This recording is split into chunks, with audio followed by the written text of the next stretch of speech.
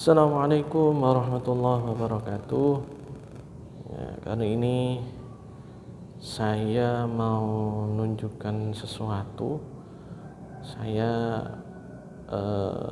menemui salah satu penghafal Quran yang kemarin kita sempat intip kegiatannya, dan saya ngobrol-ngobrol sama penghafal Quran itu.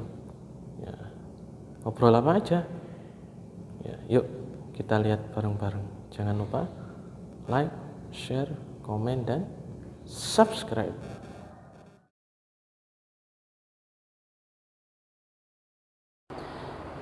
Nama saya Muhammad Akbar Galih Maulana. Saya duduk di kelas 11 di sekolah Madrasah Aliyah.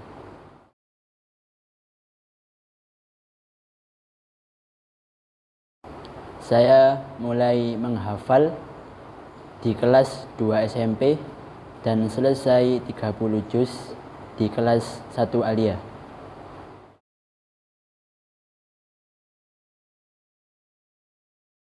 Menurut saya, menghafal itu dulu awal saya menghafal itu memang sulit.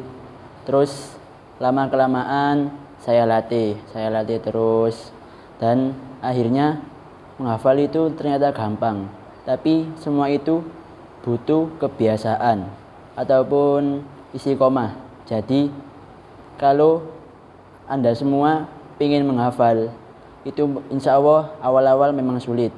Nanti lama-kelamaan insya Allah gampang, karena itu semuanya butuh kebiasaan.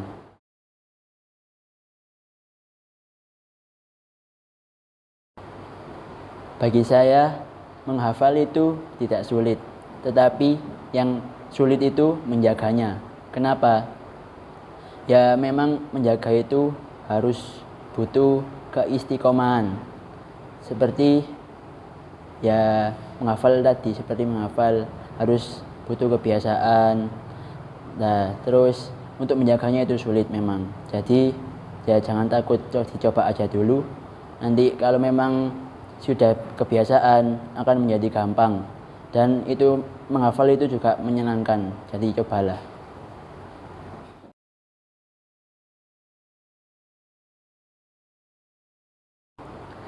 Tips dari saya untuk menghafal yaitu pertama, mencari waktu kosong. Jadi jika Anda semua memiliki waktu kosong atau senggang ataupun tidak ada pekerjaan, itu enak dibuat menghafal. Jadi itu jikalau dipakai untuk menghafal itu sangat gampang juga. Terus kedua, setelah sholat 5 waktu. Jadi setelah sholat 5 waktu itu, jadi duhur kalau bisa 1 juz, asar 1 juz, sampai subuh itu. Jadi satu hari 5 waktu, jadi satu hari bisa dapat 5 juz.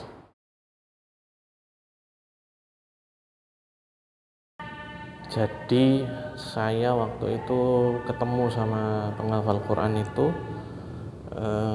ketika jam istirahat ya, Mas Akbar Galih ya. Sebenarnya ada dua kemarin kan, satunya ini nggak tahu kemana mau diajak ngobrol tapi malah sembunyi ya, karena karakter satunya ini namanya Sultan Hadi. Dia ini pemalu kalau deket dengan kamera. Tapi kalau Mas Akbar Galih ini ya, alhamdulillah dia kemarin mau dan berani diajak ngobrol. Jadi intinya sebenarnya dari wawancara kemarin, dari saya ngobrol-ngobrol dengan Mas Akbar Galih,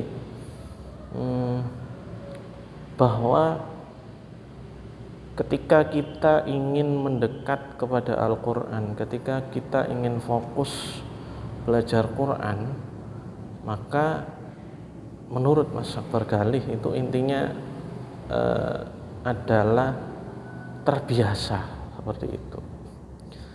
Nah, Mas Akbar Galih ini sempat cerita kalau dia ini istiqomah murojaah hafalan itu setiap sholat itu 1 juz. Jadi sholat subuh 1 juz, sholat 2 juz 2 seperti itu. Sholat duhur ya, sholat duhur juz 2, sholat asar juz 3, sholat maghrib juz 4, sholat isya juz 5. Jadi sehari 5 juz. Jadi kalau 1 minggu gitu dia bisa ya kurang lebih 20 sampai 25 juz. Luar biasa murajaahnya. Jadi pertama betul ya, jadi butuh terbiasa. Kalau kita ingin menghafal Quran itu memang harus terbiasa. Terbiasa apa? Ya dekat dengan Quran, menghafal Quran, setiap hari ngaji seperti itu. Jadi memprioritaskan Al-Quran dari segalanya. Selain itu, Mas Akbar Galih itu sempat bilang coba. Memang harus berani nyoba dan berani dengan resikonya. Ya, menghafal Quran itu tadi. Ya, resikonya ya pertama pasti sulit. Iya, memang sulit, harus sulit dulu. Ya. Sulit itu dalam artian apa? Sulit ini otak itu harus menerima dulu. Makanya di konten-konten sebelumnya saya sempat menjelaskan otak kita ini harus perlu terbiasa dengan energi positif Al-Quran. Ada yang belum terbiasa, ada yang sudah terbiasa. Yang sudah terbiasa dengan energi positif Quran, maka dia dimudahkan dalam menghafal Quran. Yang belum terbiasa ini butuh waktu. Tapi sebenarnya tidak ada yang nggak bisa, cuman butuh waktu. Nah, Akbar Galih ini dia menghafal Quran kalau dihitung-hitung ya 3 tahun, ya 3 tahun selesai. Sama kayak teman satunya Sultan Hadi itu, dia 3 tahun juga, seperti itu. Jadi kalau saya simpulkan lagi, menghafal Quran itu pertama niat, ya. Niatnya itu ya benar-benar lillahi ta'ala gitu, tanpa mengharap apapun, semata-mata mengharap keridhaan Allah gitu. Yang kedua, menghafal Quran itu tadi terbiasa, ya, kita harus terbiasa. Yang ketiga, faktor lingkungan, ya, lingkungan. Tapi ini sebenarnya faktor ketiga, jadi ya tidak berpengaruh banyak ya. Ya, semuanya kembali lagi seperti kata Akbar Galih tadi, terbiasa dan harus berani mencoba. Saya sangat sepakat terhadap hal itu. Mudah-mudahan yang nonton video ini mendapat keberkahan Al-Quran. Mudah-mudahan yang sudah like, share, komen, dan subscribe itu menjadi pahala yang terbaik, dan dukung terus channel ini agar selalu berkembang dengan cara like, share, komen, dan subscribe. Nah, kali ini saya juga ingin berbagi cerita ya. Saya juga ingin berbagi cerita kisah penghafal Quran juga sebenarnya. Kisah penghafal Quran, kisah hikmah ya. Kisah hikmah penghafal Quran. Sebenarnya kalau ditanya ya, saya tanya kemarin saya ngobrolnya kemarin Akbar Galih itu, ketika saya tanya apa sulitnya menghafal, dia bilang enggak ada, Ustaz. Jadi ya itu saya kurang tahu jawabnya seperti itu, memang enggak ada betul atau dia bingung ngomongnya seperti apa. Tapi yang jelas dia terbiasa dengan Al-Quran. Nah, sekarang saya ingin cerita, saya ingin berbagi cerita. Ada kisah bahwa hubungan orang tua dengan anaknya ini nyambung dan mempermudah hafalan. Iya. Jadi mempermudah hafalan. Gimana maksudnya? Jadi ada seorang calon penghafal Quran ya, calon penghafal Quran di salah satu pondok pesantren. Nah, dia ini benar-benar niat memang menghafal Quran, tapi singkat cerita ternyata di pertengahan jalan dia mengalami kesulitan, hafalannya tidak masuk-masuk, dia nggak pernah setoran, sampai dimarahi musyrifnya, sampai dimarahi ustadznya karena nggak pernah setoran. Akhirnya dari situ dia jatuh sakit dan izin pulang. Akhirnya singkat cerita izin pulang. Ketika di rumah ya, ibunya tanya, ya apa gimana hafalanmu le, tanya. Dia cuma diam saja, nggak berani ngomong kalau sulit. Akhirnya dipancing sama ayahnya, ya apa hafalanmu, nah, gitu. Gimana hafalanmu, gimana? Akhirnya karena didesak terus akhirnya dia mau ngaku sama ayah dan ibunya karena dia sering dimarahi Gus atau ustadz ya, yang nyimak setoran dia karena nggak pernah setoran ya, karena dia kesulitan menghafal dan lain sebagainya ya. Dia cerita ke orang tuanya ya. Tapi apa respon orang tuanya? Ternyata orang tuanya nggak ada yang marah. Kalau mungkin kan secara logika menghafal nggak jalan ya, mondok sudah lama ya, pasti orang tua pun marah karena orang tua kan biayai seperti ini banyak, tapi orang tua ini nggak marah ya. Akhirnya orang tua ini cuma beri nasihat, ya sing sabar le, yang sabar le, menghafal itu ya butuh waktu seperti itu. Jadi dia dinasihati. Tapi di sisi lain ternyata ada sesuatu yang dilakukan sama orang tuanya. Ya, ada sesuatu yang dilakukan sama orang tuanya. Apa? Ketika anaknya mengeluh seperti itu, kesulitan menghafal dan lain sebagainya, orang tuanya ini bersama-sama ya, ayah sama ibunya tadi, dia memikirkan apa kesukaan gurunya, apa kesukaan ustadz dari anaknya ini ya, tanya ke anaknya, Le, apa yang biasanya ustadzmu suka ya, mungkin nyemil apa, minum apa. Ditanya, hanya bilang ustadz itu suka roti bu, ustadz itu HP-nya jelek ya, dan saya kasihan kalau lihat ustadz pakai HP yang masih jelek, yang enggak seperti sekarang. Ustadz itu juga suka kopi seperti itu ya. Terus apa lagi le? Dia diceritakan banyak. Akhirnya apa? Ketika balik ke pondok, anaknya nanti dibawakan HP baru ya, Android seperti itu.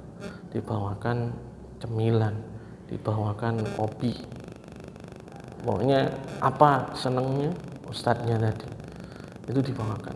Le, tolong ini berikan ustadzmu ya. Gih, akhirnya dibawa ke pondok, berikan sama ustadznya. Seneng ustadznya kan ya, seneng, terima kasih dapat HP baru. Ustadz minta doanya juga buat saya, kata santri tadi. Gini, mudah-mudahan dilancarkan. Setiap izin pulang selalu ditanya lagi sama setiap pulang selalu ditanya lagi sama orang tuanya. Orang tuanya sekarang nggak tanya, ya apa hafalan mulai itu, gimana hafalan mulai, tapi orang tuanya tanya, gimana ustadzmu suka apa, ditanya. Jadi setiap mau balik ke pondok, dia bawakan, orang tua ini membawakan apa yang disukai ustadznya. Subhanallah ya, singkat cerita sampai akhirnya ustadznya ini ya apa ya, ustadznya ini kepikiran dalam artian ketika balik anak ini tidak bawa kesukaan ustadznya ini bilang gini, kok tumben orang tuamu nggak bawa apa-apa lagi, sampai gitu. Oh berarti ustadznya tidak ikhlas, bukan gitu ya, cuman ya saking seringnya ngasih seperti itu. Jadi singkat cerita, akhirnya ternyata ya ada perubahan dari sisi hafalan anak tadi. Dia tiba-tiba rutin setoran. Nambah hafalan itu yang awalnya hanya bisa 1 halaman, dia bisa 5 lembar.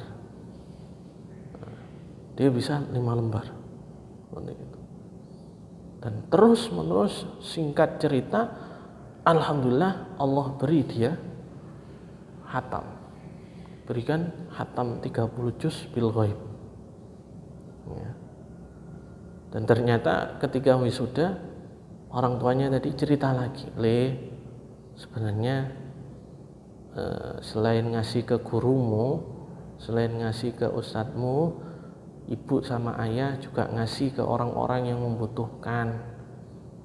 Dikasih apa, butuh apa itu dikasih.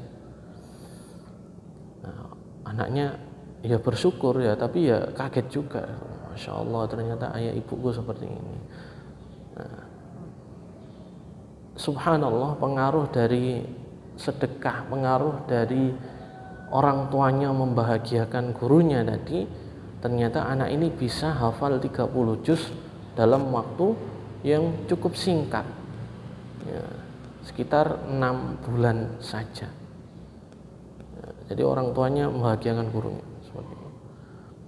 Nah, hikmahnya apa sebenarnya? Sedekah atau pemberian secara ikhlas dari orang tua ke guru ya, walaupun nggak hanya memberi, misalkan kita doakan gurunya anak ini kita doakan, insya Allah itu akan pengaruh terhadap hafalan, terhadap calon penghafal Quran. Seperti itu, luar biasa. Mudah-mudahan kita dapat keberkahan Al-Quran ya, itu salah satu kisah hikmah seorang santri yang berhasil menghafal Quran hanya dalam waktu 6 bulan saja, 30 juz hanya dalam waktu 6 bulan. Mudah-mudahan yang sedang berjuang menghafal Quran Allah mudahkan. Mudah-mudahan yang